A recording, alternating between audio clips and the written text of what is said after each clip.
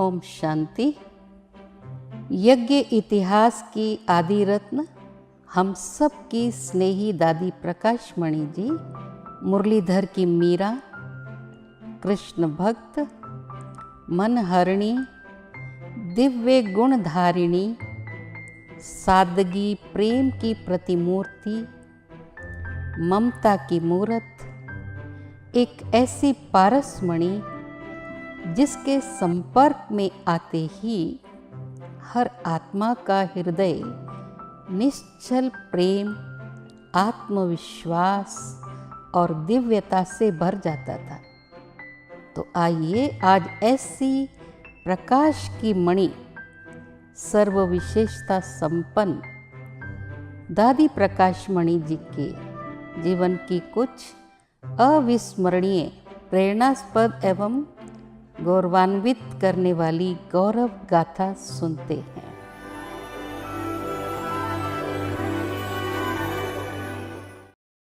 दादी प्रकाशमणि जी का जन्म 1 सितंबर 1922 में हैदराबाद सिंध एक धार्मिक परिवार में हुआ था।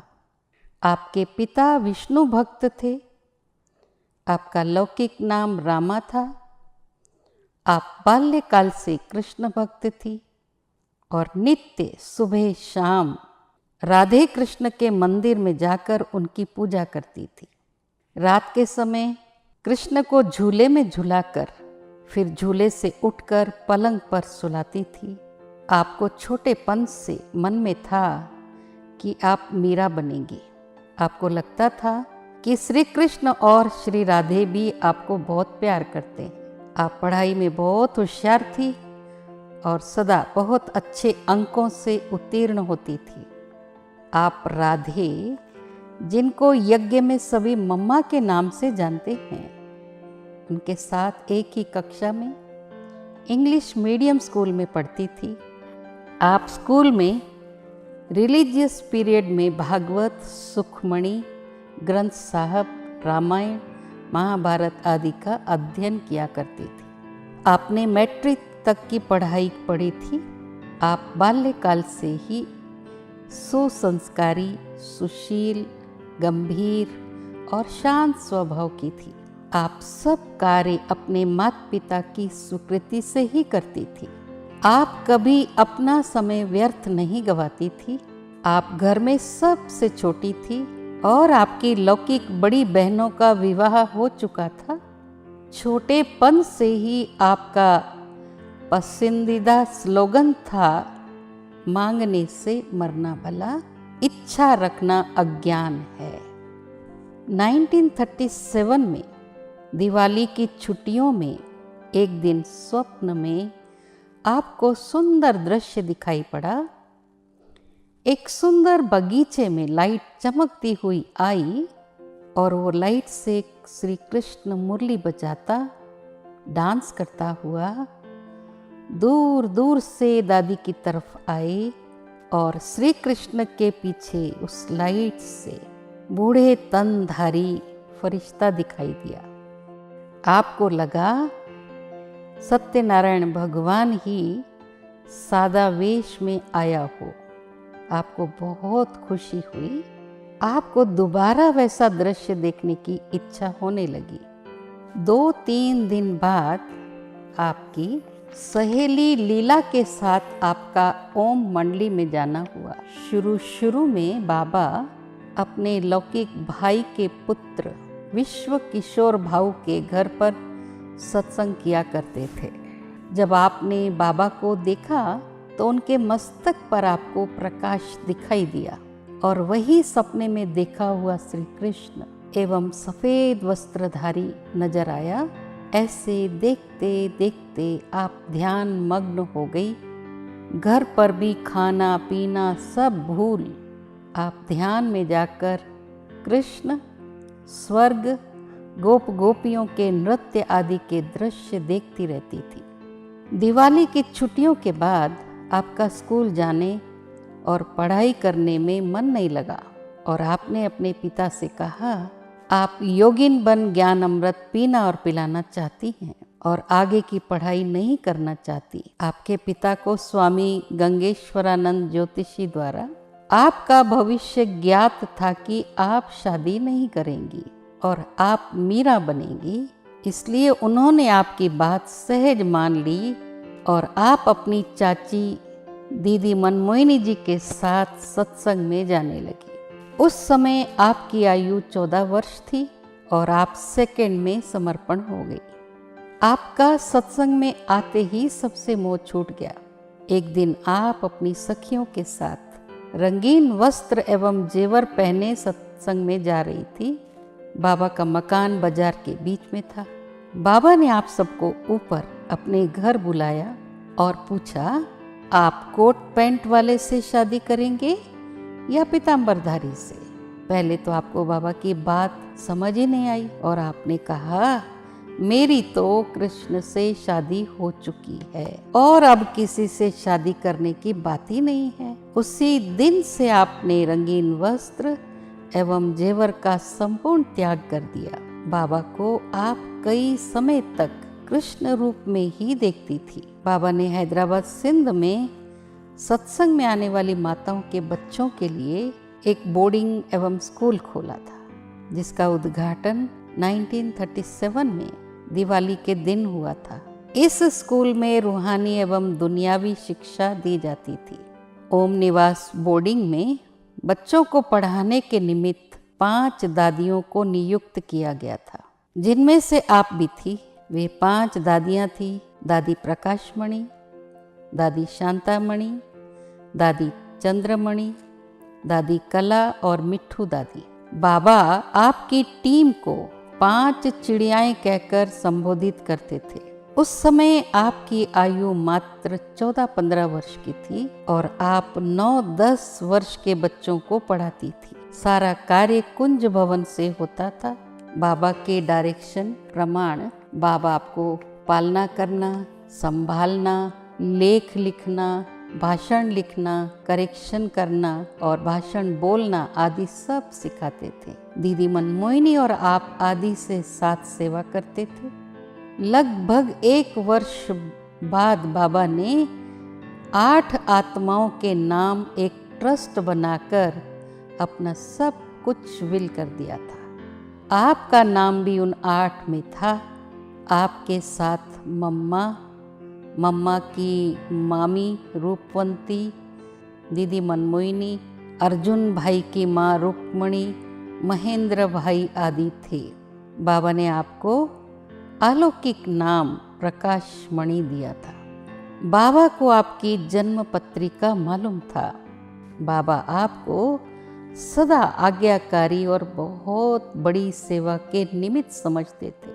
इसलिए आरंभ से ही बाबा ने आपको अनेक सेवाओं की जिम्मेवारी में बिजी रखा, जैसे लिखा पढ़ी का कार्य, भाषण करना, सत्संग संभालना आदि। आप जितना बाबा के साथ आज्ञाकारी और ऑनेस्ट थी, उतना बाबा के वरदान भी आपको मिलते थे। बाबा ने आपको एक मीठा नाम कुमार का दिया था। आपकी पालना करने की विशेषता के कारण सब आपको मुन्नी मम्मा भी कहते थे। आपको बाबा का वरदान था कि हर बात में एवर रेडी रहना। बाबा बेहद सेवाओं के भिन्न भिन्न प्रेरणाएं एवं डायरेक्शन देते रहते थे। भारत आने के बाद सेवा हेतु आपका इलाहाबाद, कलकत्ता, हरिद्वार आदि स्थानों पर जाना हुआ। इन स्थानों पर आप भाषण एवं धारणा युक्त क्लास कराती थी। 1954 में रिलीजियस कॉन्फ्रेंस के निमंत्रण पर बाबा ने आपको आनंद किशोर भाई को और दादी रत्न मोहिनी के साथ जापान भेजा था। आपने जापान में 6 मास रहकर सेवाएं दी। इंडोनेशिया, हांगकांग, सिंगापुर आदि देशों में भी आपका सेवार्थ रुकना हुआ। बाबा ने आपको Mumbai, Patna, Bihar, Gujarat, Maharashtra, UK, Australia, America आदि अनेक देश विदेश के स्थानों पर सेंटर्स खोलने के निमित्त बनाया। आप अनेक आत्माओं की पालना के निमित्त बनी। आप बाबा को नित्य पोस्ट जरूर लिखा करती थी। और हर मास बाबा से मिलने मधुबन भी आती थी, परंतु ज़्यादा दिन कभी रुकना नहीं होता था।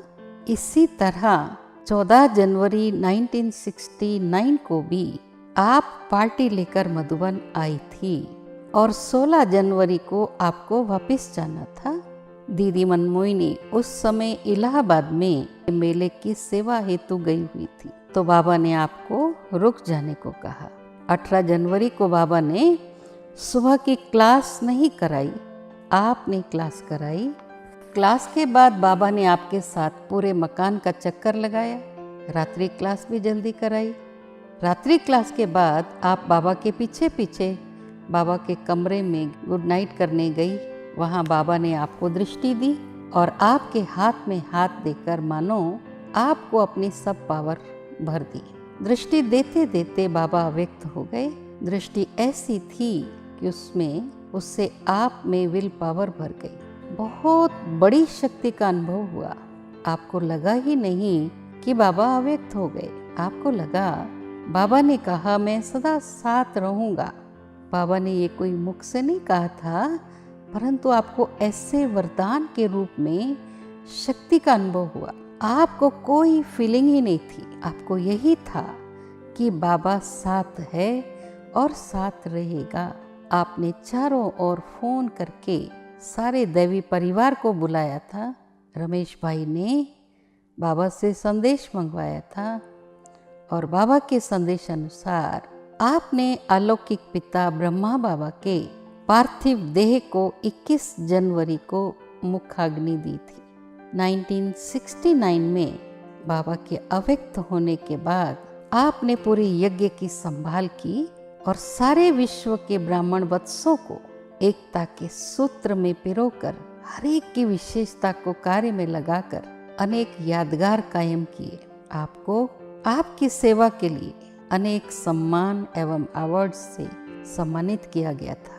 आपको 1986 में विश्व शांति के लिए संयुक्त राष्ट्र अंतर्राष्ट्रीय शांति पदक और 1987 में अंतर्राष्ट्रीय शांति दूत पुरस्कार से सम्मानित किया गया था। आपके नैतिक और आध्यात्मिक शिक्षा के क्षेत्र में अपने उत्कृष्ट योगदान के लिए मोहनलाल सुखाड़िया विश्वविद्यालय उदयपुर से 1992 में डॉक्टर ऑफ लिटरेचर की मानद उपाधि प्राप्त की थी। 1994 में आपको जॉइंट इंटरनेशनल मुंबई की ओर से सामाजिक कार्य के लिए जॉइंट अवार्ड दिया गया था। आपकी विश्व धार्मिक संसद नई दिल्ली द्वारा धर्म रत्न प्राप्त हुआ था। आपका सिवाय बाबा के कहीं भी किसी भी चीज़, व्यक्ति, वैभव में लगाव झुकाव नहीं था। आप हमेशा कहती थी सिंपल रहकर सैंपल बनो। आप त्याग और वैराग्य की मूर्त थी। आप स्वयं मर्यादाओं में रहती थी और सबको भी यही सिखाती थी।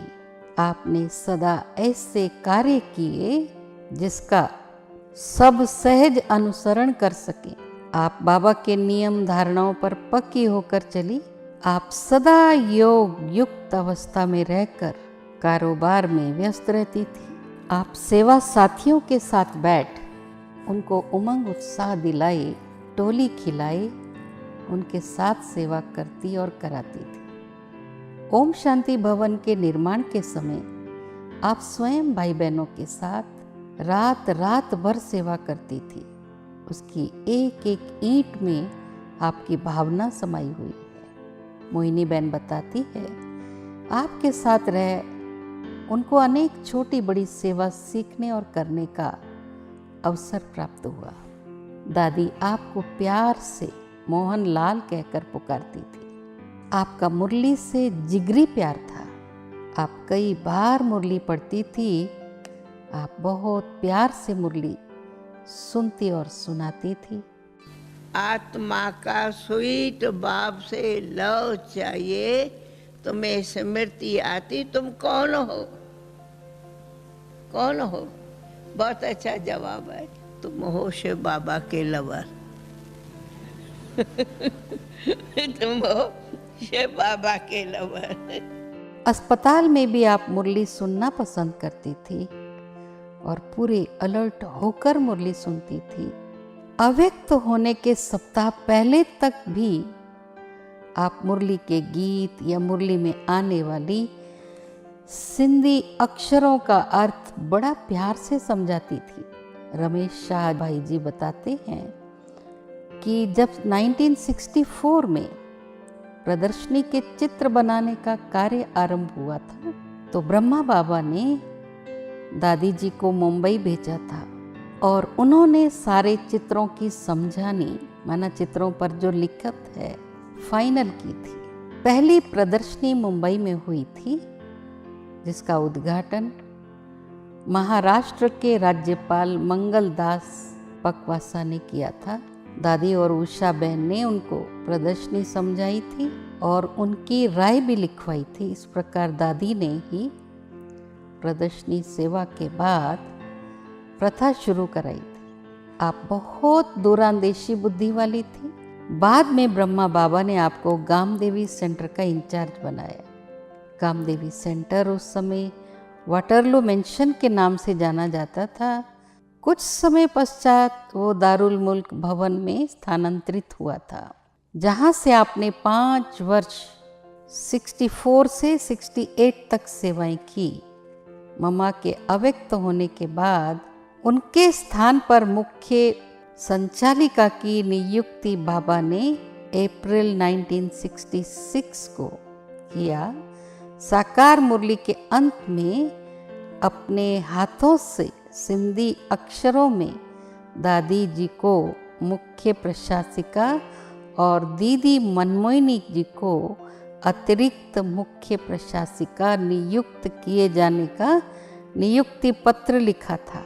इस जिम्मेवारी को आपने 25 अगस्त 2007 तक बड़ी कुशलता पूर्वक संभाला।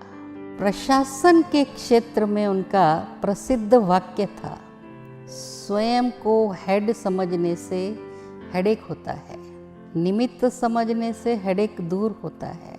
आज ये प्रशासन और प्रबंधन के क्षेत्र में सफलता और कुशलता का महामंत्र बन गया है। आप यज्ञ माता मातेश्वरी जगदम्बा सरस्वती की वास्तविक उत्तराधिकारी थी। आपने बड़े प्यार से जिम्मेदारी के साथ सेवा करते हुए यज्ञ को नई ऊंचाइयों तक पहुंचाया। आप में प्रत्येक मनुष्यात्मा में छिपी हुई आंतरिक शक्तियों को पहचानने की अद्भुत शक्ति थी। आपने अपनी प्रशासनिक कुशलता द्वारा ब्रह्मा कुमारी संस्था को एक वैश्विक संस्था बनाया।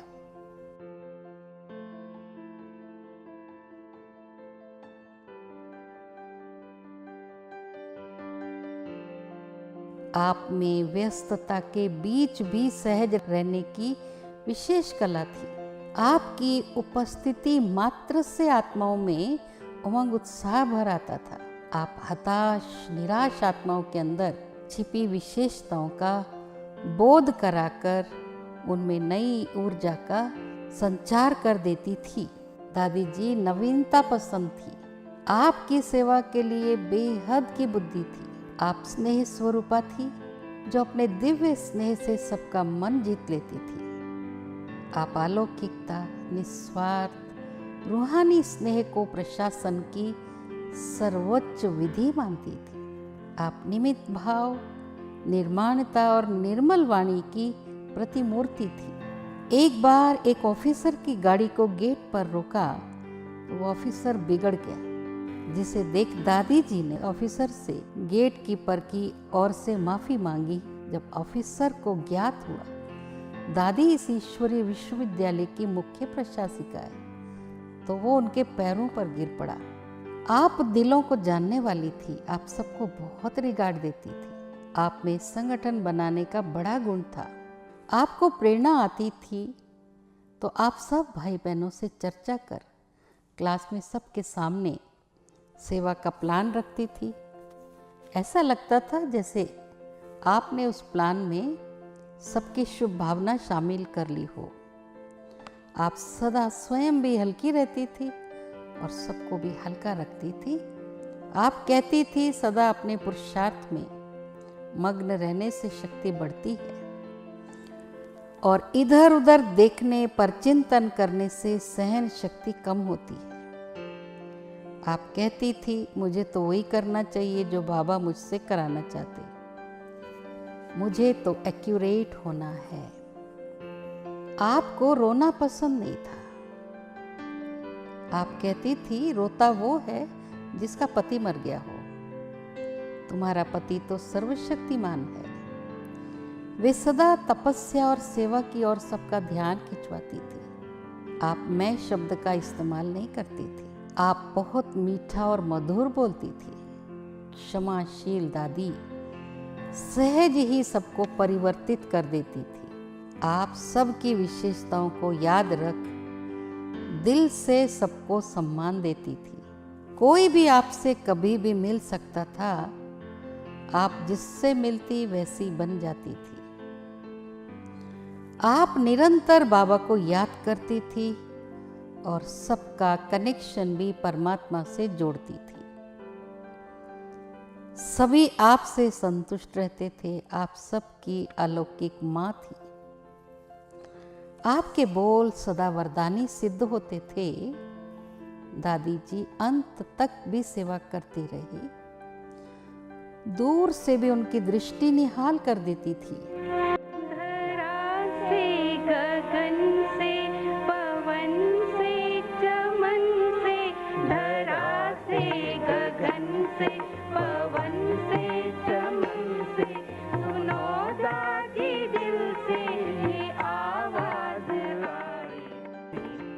दादी की एक एक कर्मेंद्रियां सेवा करती थी। 2007 में दादी जी का शारीरिक स्वास्थ्य गिरने लगा और 21 अगस्त को गंभीर ब्रेन हेमरेज के कारण आपको अहमदाबाद के स्टर्लिंग अस्पताल में ले जाया गया, जहां डॉक्टरों ने बचने की बहुत कम संभावना जताई थी।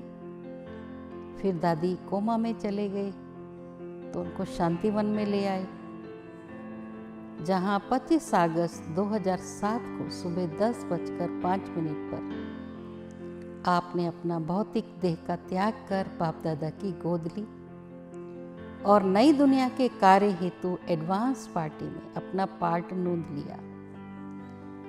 ऐसी प्राण प्यारी बाबा की अनन्य रत्न, जिनका संपूर्ण जीवन ही शिक्षणीय था, सत्यता और पवित्रता की देवी, नम्रता और निर्माणता की मूर्त, दिव्य गुणों की खान, कुशल प्रशासिका, सम्माननीय मीठी दादी प्रकाशमणि जी को उनकी पुण्यतिथि पर हमारी हृदयपूर्वक भावभीनी श्रद्धांजलि।